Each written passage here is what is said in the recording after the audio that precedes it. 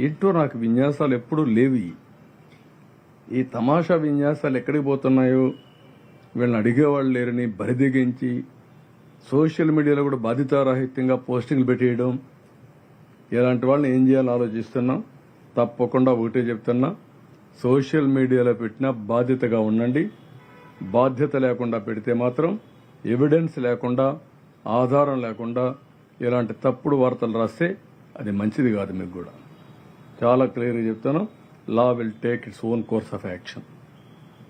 ఇది మీరు కావాలంటే మీ వర్షన్గా పెట్టుకోండి, మీకు అంత అవసరం అనుకుంటే. మేము రాజీనామా చేయాలని మీ కోరికైతే మీ కోరిక కింద పెట్టుకోండి, కానీ మా వర్షన్ కింద పెట్టడం మంచిది కాదు. అది ఇలాంటివన్నీ చేసి ఏదో ఇన్స్టెబిలిటీ తేవడం, లేకుంటే పేటీఎం బ్యాచ్ కింద వేరియస్ పీపుల్ ఇవన్నీ చేయడం చాలా తప్పిది. నేను గర్హిస్తున్నా, ఖండిస్తున్నా, మంచి పద్ధతి కాదని హెచ్చరిస్తున్నా.